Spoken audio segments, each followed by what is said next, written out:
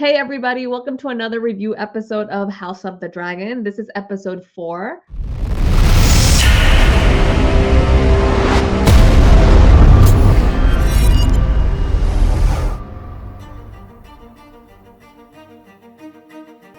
This episode finally gave us what we knew was going to happen from episode 1. I'm talking Daemon and Rhaenyra.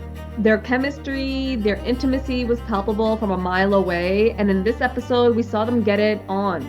Well, almost get it on, because just as Rhaenyra was getting excited, Daemon had other plans in mind and he left her hanging. Leaving Daemon and Rhaenyra aside for a second, let's talk the Red Keep. The Red Keep is full of secret passages, secret romances, lies, deceit, and planning and plotting. For Game of Thrones fans, episode 4 was exactly what we were missing. And now that we got it, we can finally breathe a sigh of relief. So Tino, it looks like King Viserys kept his promise and is giving his daughter, Princess Rhaenyra, the choice of choosing her own groom. Well, we know that she picked somebody. I don't know if it was groom or not, but she definitely had her groove on this episode. I'm just glad that she had some agency in this episode. She was allowed to take matters into her own hands. And I don't know if she exactly got to do that by the end of the episode, but at least in the beginning, she was sitting in this throne room. She had a host of men trying to win her hand in marriage, from like old people all the way down to young kids. And I loved how disinterested she was. She was making fun of them. And like always, she got advice on who she should pick as her groom, and all of that was dependent on which house he belongs to, because power and might matters a great deal in this world. But keeping all of that aside, I love how the very beginning of it was her and that necklace. She's holding that necklace, she's touching that necklace, and she has this look on her face, and you already knew that Daemon was on her mind. Like this weird connection that niece and uncle have, we knew from episode 1. And Daemon has that connection, and we know that she has some sort of connection with Kriston too. Sir Kriston was standing by her side while she's trying to select a groom. So we know that Daemon and Kriston are gonna play a big role in this episode and in Rhaenyra's life. Yeah. And by the way, on that scene where she's sitting on the throne, first of all, beautiful dress. I mean, I absolutely loved it. The whole costume design in this Yeah, the episode costume was designing is on point. amazing.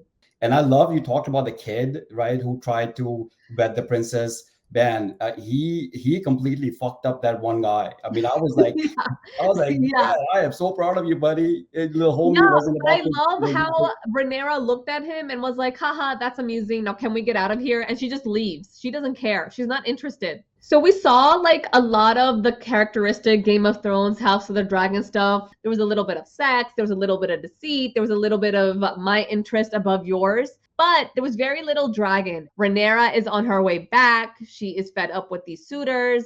And then Craxus comes and he does a little tap on the sail and goes flying towards the keep. And then you see the look on her face. All of a sudden, that disinterest, the boredom is changed into this smile. She's definitely happy that her uncle is back. No, that's true. And it was I was actually trying to figure out because we see the dragon. I don't know if we see Daemon actually on the dragon. Maybe I missed that.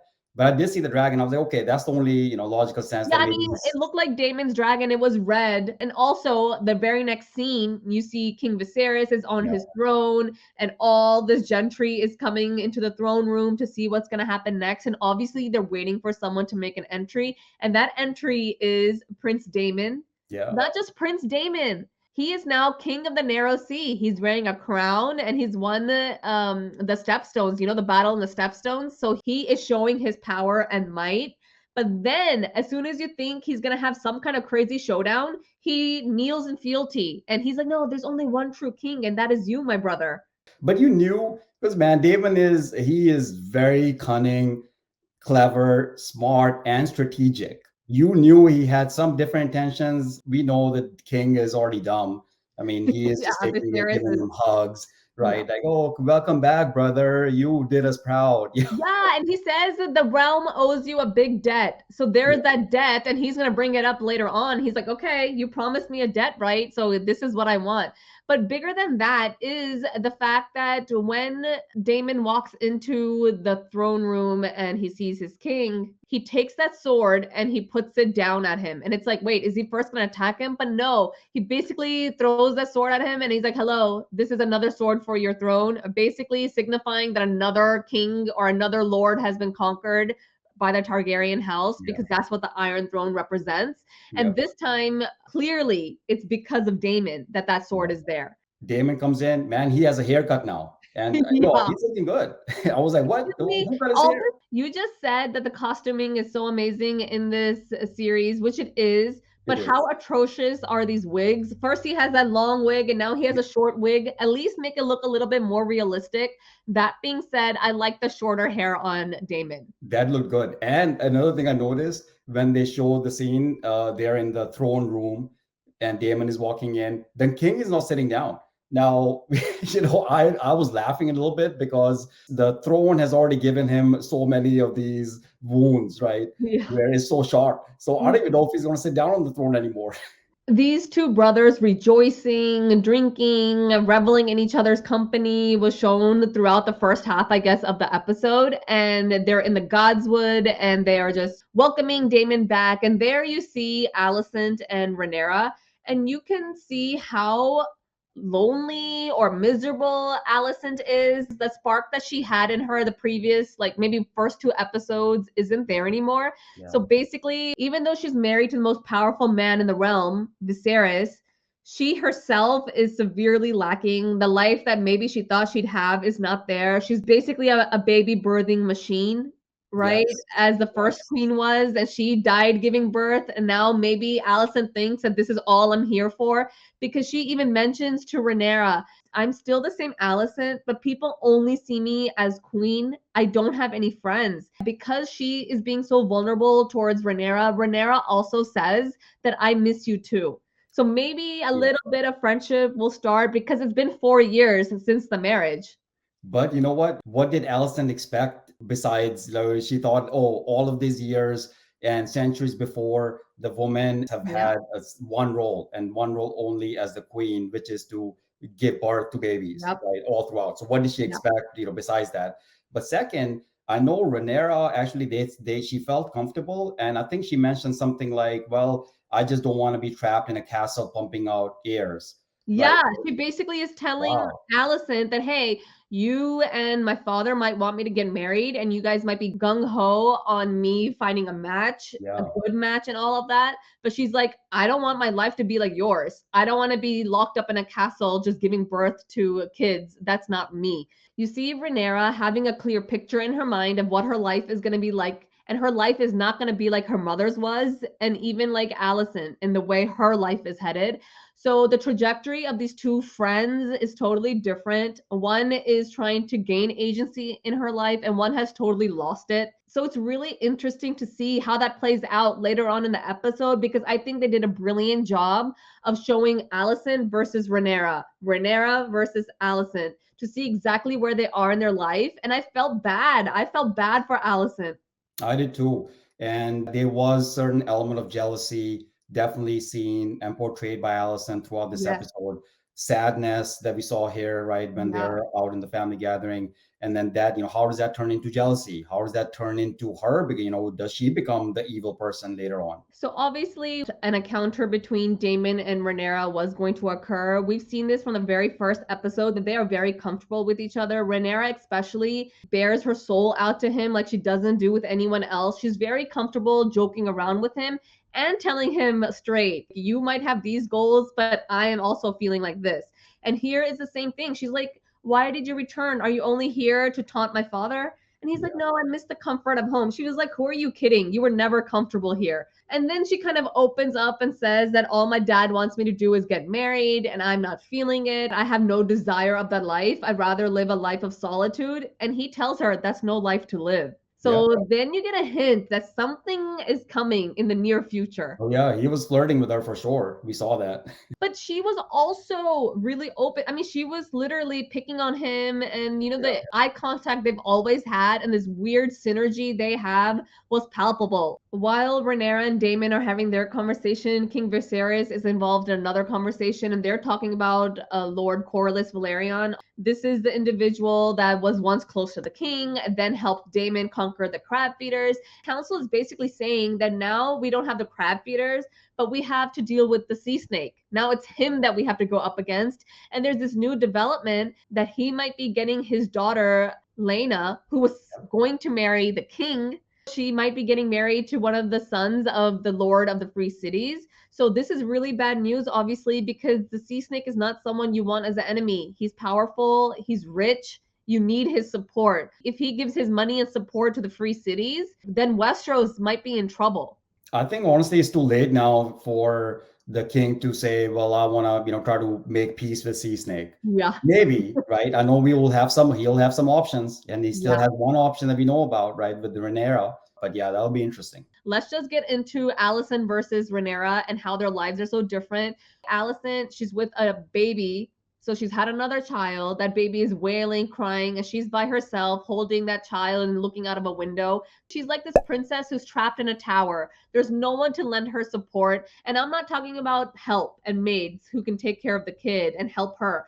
Yeah. I'm talking about that one person she can go to and open her heart out. She doesn't have that anymore. Especially when you have a kid, it's like all your energy is onto that kid and you don't feel like yourself. So she definitely looked like that. Then you see a scene where she is on the bed and she's just laying there with her eyes open, lonely, alone, no one to give her company. And I don't even think she wants that company that, of her husband at this point. She's like, stay away from me, because she has realized that he only needs me to give him heirs. And if I continue in this marriage, which obviously she is continuing in it, all she is going to be needed is to have sex, to get pregnant, and be on the birthing bed once again. And who knows if she will survive the third time, the fourth time, the fifth time, however many times there are. And to be honest with you, I mean, I don't think Viserys really loves her either. He right? doesn't. Yeah, I think this is like a job basically that he wants kids and she's the prime candidate for it. That's it.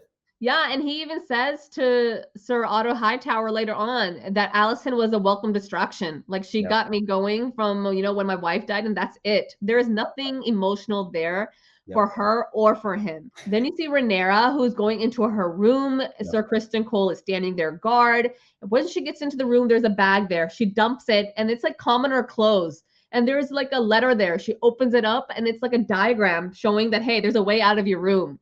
Wear these clothes and get out of the room. And she knows who it's from. It's obvious it's from Daemon because of the conversation they had earlier. So she meets him in this cellar where like the dragons are, and he's there waiting for her, cloaked as well. So they're gonna go out into the night, because he basically told her that marriage is a political contract. It's nothing more to it. And she was like, no, that's how it is for men. For women, it's a death sentence. So he's basically showing her that, hey, marriage is one thing. You can be married all you need to be, but there's a whole different world that you can still enjoy and experience, and marriage has nothing to do with that. He's trying to justify his own wrongdoings, right? He has a wife that he constantly put down in this episode too. So he's basically saying, hey, look, I'm doing it. This, it's just marriage. Who cares? Let's show you what life is all about. Yeah. And, there were a lot of mummeries that were shown in Game of Thrones. And we saw that with King Joffrey, who would see a mummery and he would get really mad depending on what was depicted. Here you saw Rhaenyra see a mummery as well, and they're depicting her. And basically they're saying, like, will she be a good heir? Will we support her? Will she be strong or feeble? And the crowd is just chanting feeble. Like, they don't believe she can do anything. But there you see her temperament as well. She doesn't freak out. She basically turns to Daemon and is like, can I be free of like this burden for one night at least? And so then he takes her to his favorite place in the world, a brothel, a whorehouse, and she's open to this world where people are just drinking and having sex. There's orgies happening all over the place. No one cares what's going on. No one cares who she is. She can let loose as well. And then you see Daemon and Rhaenyra come together. That kiss happens. You know that there's going to be no hesitation. Even Rhaenyra, she just falls into it. She's enjoying the moment. And then she's enjoying it up until a point where she wants more. And Daemon backs off. So it's like he's teasing her, like, hey, you can have this, but if you want all of this, you're going to have to come to me.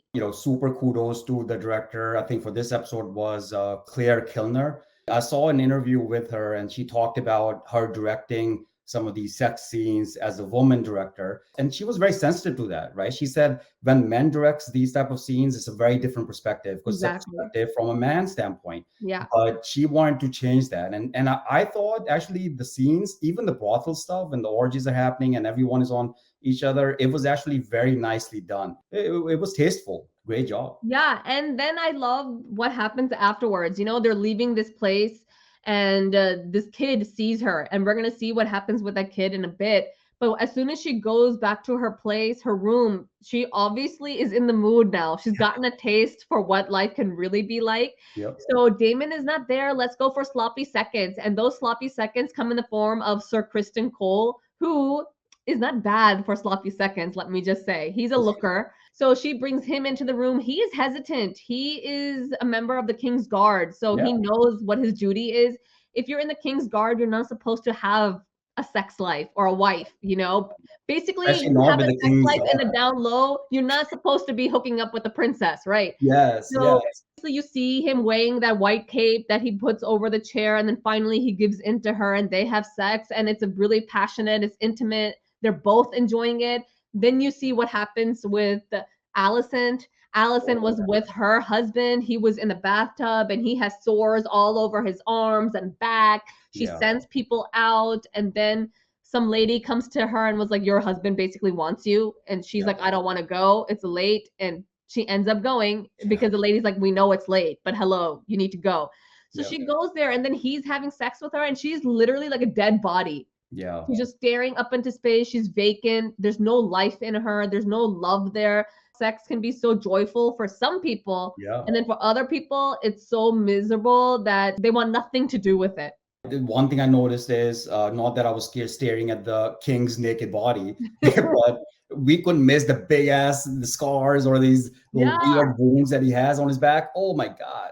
Oof. Yeah, his time is coming to an end. We know this already. These Yeah. sores are going to be the end of him. But it also shows you the contrast between Alicent, who's young and vivacious, whose life is being sucked out of her. And then you see King Viserys, who's towards the end of his life. And it's like, why is she stuck with him? It's because we know this is a girl, a female's role in this life, in this society, especially if you're of noble birth. He's gonna get her pregnant again, and she's gonna be stuck with another pregnancy. Just a real quick point, the editing again, just like we saw that when the queen was giving birth and they were kind of flipping back and forth between the Yeah. queen going through that and the attorney knight, right? Two different, completely different distinctive items. Same thing here. On one side, Rhaenyra is absolutely enjoying it. She is into it. She's loving it. And you actually see love, right? It didn't look like that we are Well, I lusting. don't think it was love. It was lust. It was pure lust. I mean, it was, but it was maybe the way the director portrayed it, it didn't feel that way, Well, right? it It was didn't feel, lust, but it was wanted. They wanted to do this. It yeah, wasn't like being forced upon her. She is the one that basically told him, come to my bed. that's true. So she was once again taking control of her life. But Yeah. you see what happens when that control is taken, because this whole circus plays out. There was a kid who was spying on them. Essentially, he was called White Worm or Little White Worm or something like that. And he comes and tells Hightower what happened. And Hightower, you know, he's always scheming. He wants his grandson on that throne. So he's going to do anything and everything to gather dirt on Rhaenyra and then spill it to the king. I thought a guard also recognized her, right? So I was Yeah, thinking but we I saw this think coming. he let them go because he also saw Yeah, Daemon, and he's probably close to Daemon because he was popular with all these knights. right. So as far as Otto Hightower goes, he's another miserable Hightower in this episode. He knows that things aren't going his way. He wants somehow, like I said, for his grandson to become heir. Rhaenyra needs to be gone and married. And also, with the return of Daemon, he's freaking out. He wants to tell Viserys, look, your daughter was out with her uncle and they were getting their freak on. Viserys was like, wait, what happened? Why don't you spell it out? You obviously came to me at such an odd hour. You have something to say, so now say it. And Hightower's like, how plainly do you want me to say this to you? How, like, don't you get it? Your daughter was Viserys is having so dumb, fun. man. He gave him so many hints, one after another after another. He's like, I don't know what you mean. He's like, what do you want me to say? They But were you know fucking. what? I think it was for Hightower's benefit. Like, do you really want to say something to me right now? Because you're crossing a That's the line. point. And That's a that's good what we point. see afterwards when he talks to Alicent, and Alicent is like, look, I talked to your daughter. She has sworn on her mom that she didn't have sex with your brother. Who do you believe? If it's me, I would say that your brother is the deceitful one. Yeah. And with that knowledge, Viserys goes to Hightower and is basically like, your life has been great. 5 days after my father's death, you became the hand of the king. You were the second most powerful man in this realm. Then you were my hand of the king. You are close to me. And are you now serving your own interests? Because that's what you're doing. You no longer meet what my requirements. You are no longer working for the realm. You need to get out of here. So basically, it's the end of Hightower, and Yeah. Hightower still has his daughter there. His grandchild is still there, but he is not going to be there alongside Viserys. But Yeah. the other thing here is that Rhaenyra did swear on her dead mother that she didn't sleep with Daemon, and then her She virtue did. is intact. But she Yeah. did sleep with Kristen Cole, so is her Yeah. virtue intact? If you are not a virgin, you're basically bad goods. Who wants to get married to you then? Who wants to have like a dynasty with you then? So her reputation obviously is on the line, and she knows that. So she knew how to manipulate her friend and tell her that, hey, do you believe me or not? Do you think I Yeah. would do this to myself? And then Alicent was smart as well. Like, why would you put yourself in that position that anyone would question you? I like that interplay. I also like that once again, we see that even though Alicent is married to the king, she is the queen, she still has Rhaenyra's good interest at heart. She still picks her side. She still wants what's good for her. So actually, as you talk about the king and Otto Hightower beating, and he's like, "You're fired," pretty much. I thought Viserys was so dumb throughout these episodes that we saw, but when I saw the scene, I was like, maybe not, right? Because maybe he's always been aware of Otto's shadiness this whole time, right? Yeah. But maybe he just ignored it because, hey, it's He ignored uncomfortable. it because he wanted a son and he got Yes, that yes. son. So So, now this it's all became, about your own interests. yeah, so now this became too uncomfortable to ignore, Yeah. right? Because now it's his own daughter. So The end of the episode is basically ends on a cliffhanger because the Grand Maester comes into her room, Rhaenyra's room, and he's like, oh "Hey, yeah, I plan have B. plan B for you. I have this little concoction. Drink it." And she's like, "What is it for?" He goes to prevent any unwanted consequences. Basically, Viserys knows that my daughter did have sex with somebody, whether it was Daemon or not, and let's just give her a little something so we don't have to worry about her being damaged goods. No one needs to know that. We can sweep Yeah, this under the carpet. Now, whether or not she took that drink, we don't know, you don't know. but I'm But guessing she did. yeah, I'm sure. But let's talk about Daemon, right? And he lied straight to the king that Rhaenyra, oh, I did have sex with her, right? So now the king is No, like, he didn't say that. he did, he did. He basically said, "What do you want me to refute when you're not telling me what the allegations are?" And No, then he said, "What did you do with my daughter?" And he's like, "These whorehouses you and I went to all the time. We went to one girl to another girl to another girl." And he was like, "We were men. This is my daughter. She's a female. You know you can't do that." So he didn't explicitly say that he I did did. anything with her. He's just going along with what Viserys thinks, and he's like, No, "Hey, but you have the remember, crown, you owe me, so why don't you get your daughter married to me? We are pure blood and we can bring power to this throne." Viserys says, like, once again, you don't want my daughter, you just want my throne, get yeah, lost. yeah, but no, actually, I think he did say very clearly that he did had sex with her because he said, Wouldn't you want it to be somebody from the family rather than some, I somebody think from he the was talking whorehouse?" about the marriage. That's what I think. I don't I don't think know. he wasn't admitting to having sex, but he was trying to get Viserys riled up to believing that whatever happened, now that it happened, why don't you get me married to her? So you don't have to deal with any consequences. I think that's what's going on because Maybe. obviously we know that he didn't have sex with her. He Right. left her because Daemon is not an idiot. Viserys is an idiot. So he knows how to play his brother, and we see that. And we also see that Rhaenyra also knows how to play her cards. Yeah. And we're probably going to see that more and more in the future.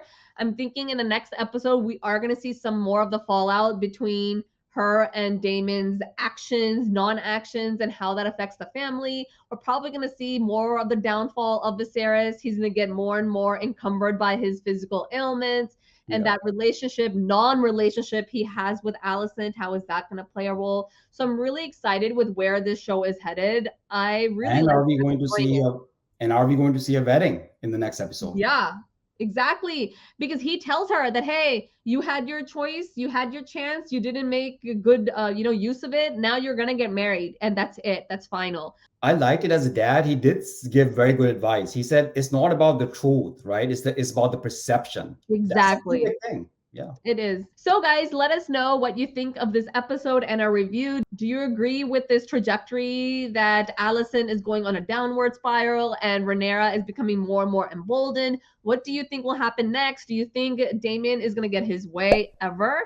Or do you think Rhaenyra is going to finally get married to her dad's choice?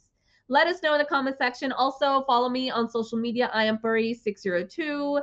Like, share, comment, and subscribe, and wait for our episode next week. See ya!